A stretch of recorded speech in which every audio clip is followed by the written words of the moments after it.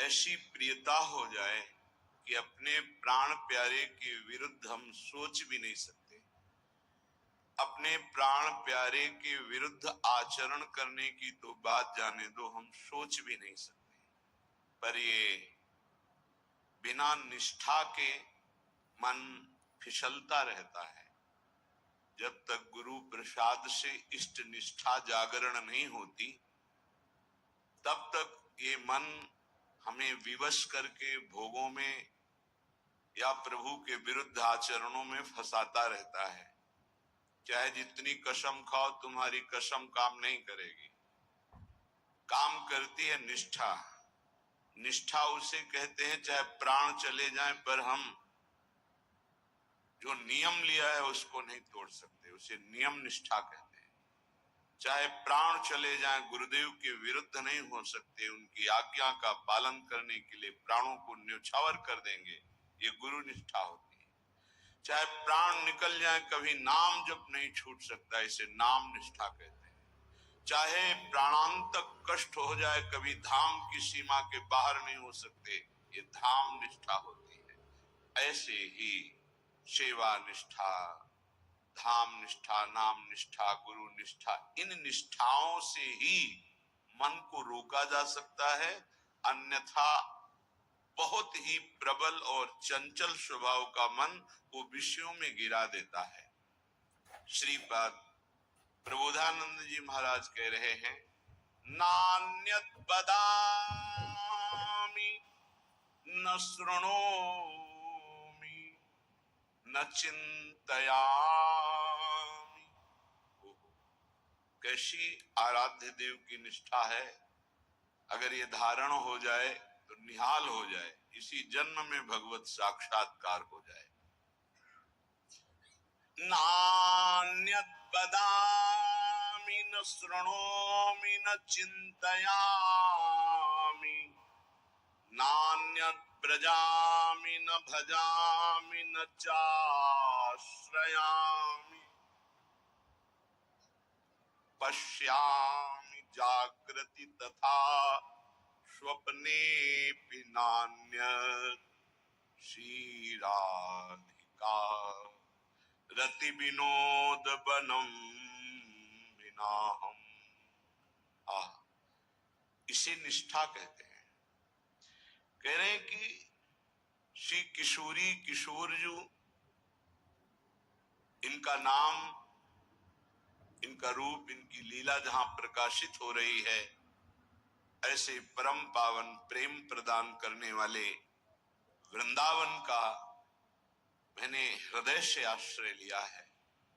इसलिए मैं प्रिया प्रीतम की चर्चा, नाम कीर्तन, धाम की महिमा, रसिकों का संग, रसिकों की चर्चा, इसके सिवा नान्यम बदामी, हमारी वाणी मौन रहेगी, कभी नहीं बोलेगी।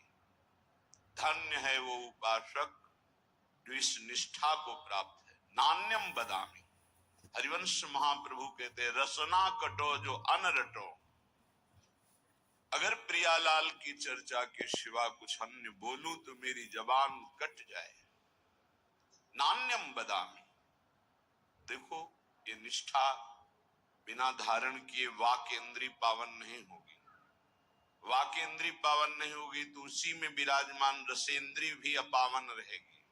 रसेंद्री बिगड़ी हुई है तो जनेंद्री को शासन में ले ही नहीं सकते, अर्थात समस्त इंद्रियां आपको अपने अधीन कर लेंगी। जो इंद्रियों के अधीन होता है उससे पापाचरण बनता है, जिससे पापाचरण बनता है उसकी दुर्गति होती है। बिना निष्ठा के नहीं।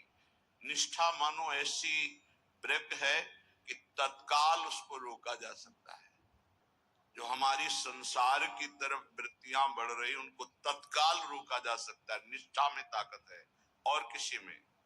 जैसे ब्रह्मचर्य की निष्ठा, उसका ब्रह्मचर्य पर महत्व हुआ और ब्रह्मचर्य निष्ठावान तो चाहे स्वर्ग लोक की अप्सरा आ जाए, उसके मन में काम भोग की लालसा नहीं पैदा हो सकती। निष्ठा में ताकत है, अन्य नहीं। अन्य तो फिर मन बड़ा चंचल है, वो फिर टिकना मुश्किल, थोड़ी देर लड़ेगा फिर परास्त होकर उसी में गिर जाएगा। निष्ठावान नहीं, लड़ने की ही जरूरत नहीं, रुचि ही नहीं, स्वाभाविक रुचि नहीं रहती निष्ठावान की।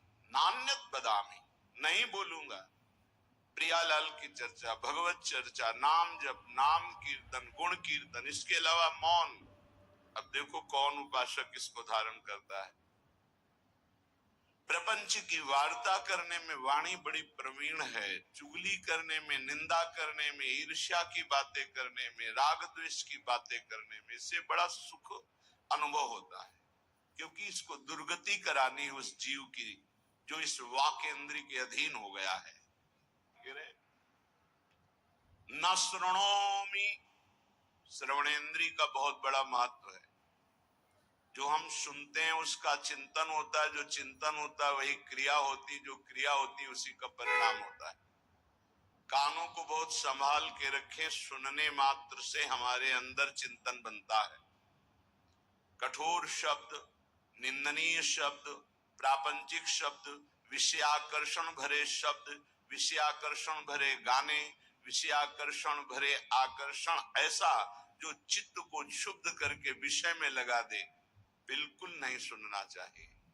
ऐसी परिस्थिति में यदि श्रवणेंद्रिय को शासन में लेने का युक्ति नहीं पता है तो कान में उंगली डाल लो और वहां से हट जाओ, नहीं तो श्रवणेंद्रिय को तत्काल अंतर्मुख किया जाता है। बाहर केवल जैसे चिड़िया चहचहा रही आवाज मात्र है, शब्द का बोध नहीं हो सकता, क्योंकि श्रवणेंद्रिय अंतर्मुख शब्द का चिंतन कर रही, नाम का। पर ये बहुत अच्छे उपासक की स्थिति होती है जहां आपको ऐसी स्थिति ना हो और प्रपंच वार्ता हो, भगवत चर्चा रहित वार्ता हो, कान में उंगली डालकर वहां से हट जाना चाहिए, चाहे जैसी सभा हो, नहीं तो उपासना खंडित हो जाएगी, उपासना बाधित हो जाएगी। ऐसा कौन साधक करता है? जिसका लक्ष्य बन गया है भगवत प्राप्ति।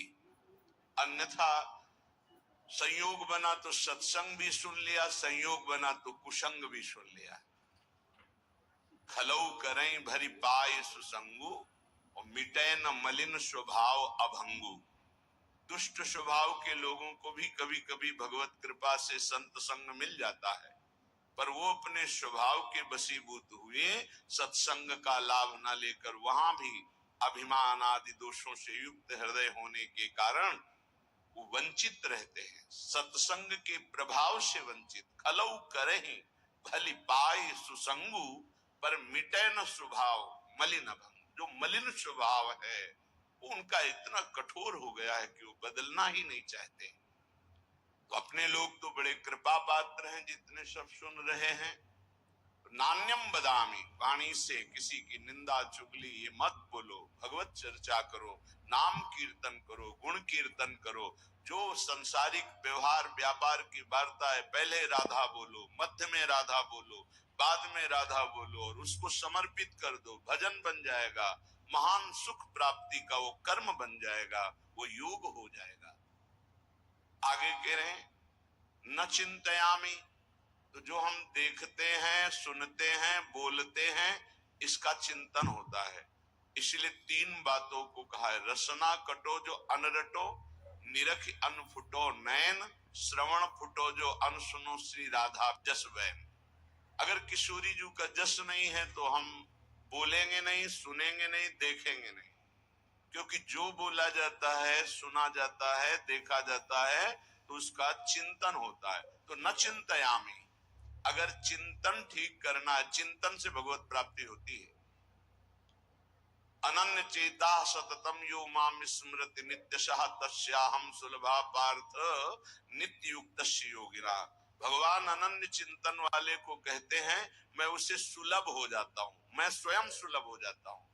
पर चिंतन करना बहुत कठिन बात है। बाहरी साधनाएं भगवत प्राप्ति की ऐसा कर भी सकता है कोई पुण्यात्मा, पर भगवत चिंतन निरंतर होना ये कोई महात्मा ही कर सकता है।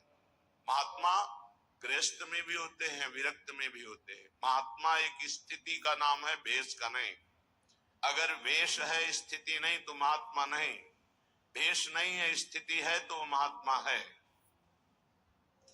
वो महात्मा है जो वाणी के द्वारा सत्य और मृदु और हितकर भगवत चर्चा, नेत्र के द्वारा सर्वत्र भगवत भाव से दर्शन, श्रवणेन्द्रिय के द्वारा सर्वत्र जो वाणी है वो भगवत स्वरूप है, शब्द ब्रह्म में है, ऐसा मानकर उदासीन हो गया है, केवल भगवत चर्चा सुनता है, नाम कीर्तन सुनता है, भगवत भाव से युक्त जो महान पुरुष है उनके चरित्रों को सुनता है, जो व्यवहार की वार्ता करता है वो भगवत समर्पित नाम युक्त, अब उसका चिंतन अनन्य बनता है। जिसका अनन्य चिंतन बनता है उसकी पूरी जिम्मेवारी श्री भगवान ले लेते हैं। प्राप्ति जो भी तुम्हारा ऐश्वर्य वैभव भगवत सामग्री है उसकी रक्षा करना, और जो अप्राप्त की प्राप्ति कराना है वो जिम्मेवारी श्री भगवान ले लेते हैं। अनन्य चिंतयन्तो माम ये जनाः पर्युपासते तेषां नित्याभियुक्तानां योगक्षेमं वहाम्यहम्। मैं उसके योग क्षेम का स्वयं भान करता हूं जो मेरा अनन्य चिंतन करता है।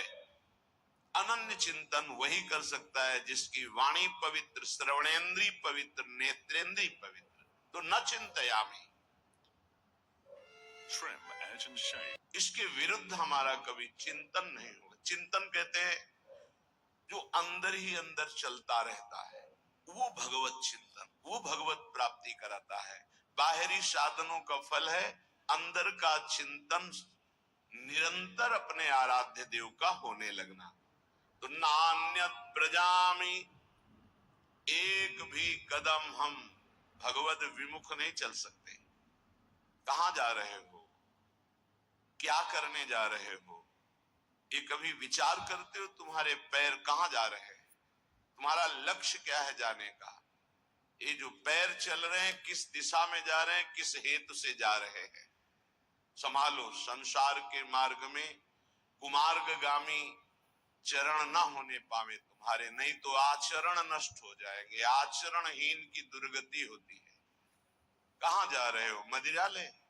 रोको अपने चरण। कहां जा रहे हो? गलत आचरण करने जा रहे हो? रोक लो अपने पैर को, वापस लौटाओ। जिस यात्रा में यात्री अपने मार्ग को नहीं पहचानता वो भटक जाता है, वो भूल भुलैया में फंस जाता है, फिर उसका जीवन पूरा नष्ट हो जाता है। ये ऐसी भूल भुलैया माया की है। एक बार इस दलदल में फंस गए, निकलना बड़ा कठिन है। सत्य मानिए, हर इंद्री का दलदल है। जनेन्द्री के भोग में फंस गए, निकलना मुश्किल।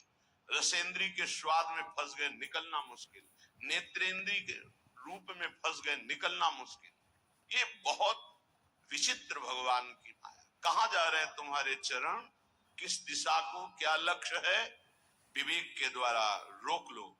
अगर सही दिशा है तो उत्साह संपन्न होकर नाम जप करते हुए जाओ, अगर गलत लक्ष्य है तो तत्काल रोक लो, जबरदस्ती वापस हो जाओ। ऐसा संग, ऐसा रंग न चढ़ने पावे कि पूरा जीवन माया में व्यतीत हो जाए। यहाँ निष्ठा की बात कह रहे। मैं धाम निष्ठ हूं, एक कदम भी वृंदावन की सीमा के बाहर नहीं जाऊंगा, चाहे प्राण निकल जाए, चाहे जितना भयानक पीड़ा हो, रोग हो, कष्ट हो, धाम नहीं छोड़ेंगे। सच्ची मानिए, निष्ठा में बहुत बड़ी ताकत है। बड़े बड़े चमत्कार इस निष्ठा में देखे, बड़ा बड़ा परिवर्तन देखा। जो औषधियों से नहीं होता वो धाम निष्ठा से हो जाता है। धाम निष्ठ को कभी व्याकुल होकर, रोग से पीड़ित होकर, समस्याओं से पीड़ित होकर भागना नहीं चाहिए। हर समस्या का समाधान यही हो जाएगा, क्योंकि ललीजू के जो चरण हैं वो सुरतरु कामधेनु चिंतामणि, भगवत रसिक अनन्य अली के, जावक जुत जुग चरण लली के, ये विराजमान है स्वामी जी। एक बार नहीं, लाखों बार की बात है।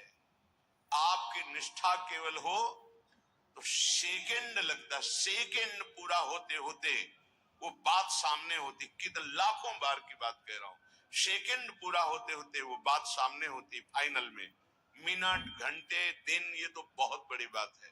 सेकंड पूरा, अच्छा ये ऐसा, बस इतना सामने। तब लगता है क्या पहले व्यवस्था होती, बाद में प्रश्न होता, उसके उत्तर की पहले व्यवस्था होती, बाद में प्रश्न होता है। यहाँ समस्या का समाधान करने के लिए बाद में प्रार्थना होती, समस्या का समाधान पहले हो जाता है। प्रार्थना हुई तो पता चला वो समस्या ही नहीं है, उसका समाधान हो चुका है। क्यों? सुरतरु कामधेनु चिंतामणि भगवत रसिक अनन्य लीगी। स्वामिनी जी के चरणारविंद कल्पतरु है, चिंतामणि है, कामधेनु है, तत्काल समस्त कामनाओं को पूर्ण करने की सामर्थ्य श्री प्रियाजू के गोरे चरणारविंद में है। और वो अपने महल में यहाँ विराजमान है, ये उनका महल है। ऐसा कौन सा कष्ट है जो तुम्हें इतना विचलित कर दे प्यारी जू के महल को छोड़ने के लिए? ऐसा कोई कष्ट नहीं। यहाँ का एक प्रभाव है, बाहर भारी कष्ट से पीड़ित हो और यहाँ केवल आ जाओ तो आप देखोगे कलह कलेश न व्यापे ईठा ठौर विश्व ते न्यारी। यहाँ आते ही एक उस क्लेश का समन होने लगेगा।